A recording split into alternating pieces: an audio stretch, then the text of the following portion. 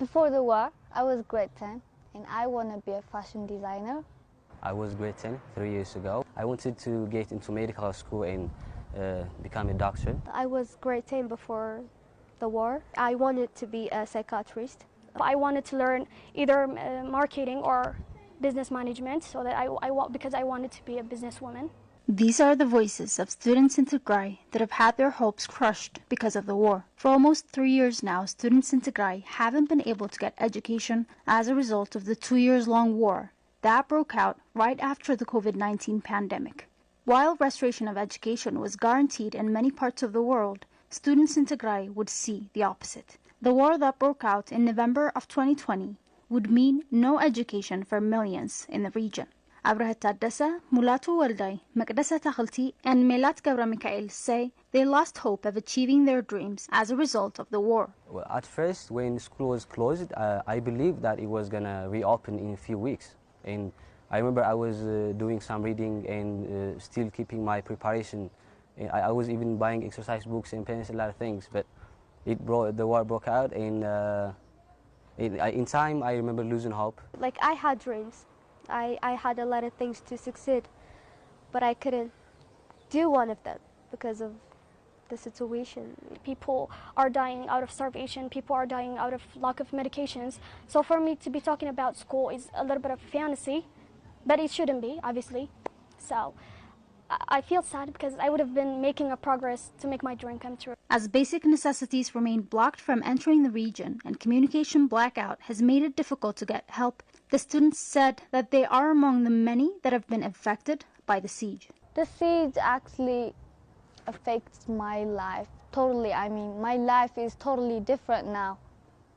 It's not as it was. You can't just do whatever you want. You can't go to your friends. I mean, you feel insecure.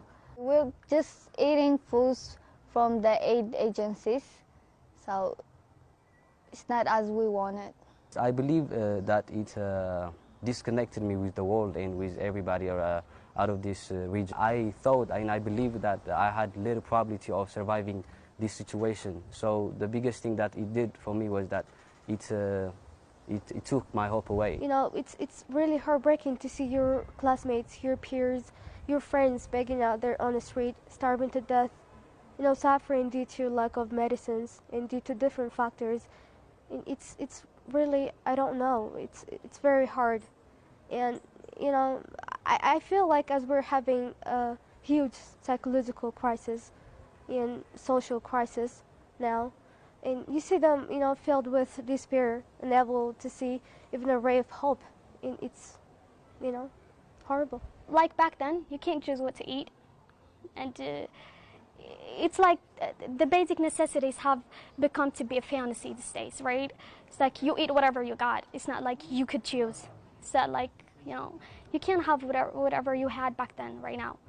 It's like it's so awful that we had to do this on the 21st century. The students also said that the war has altered their lives permanently as they remained terrified of the constant shelling as well as drone and aerial attacks in cities and towns of Tigray.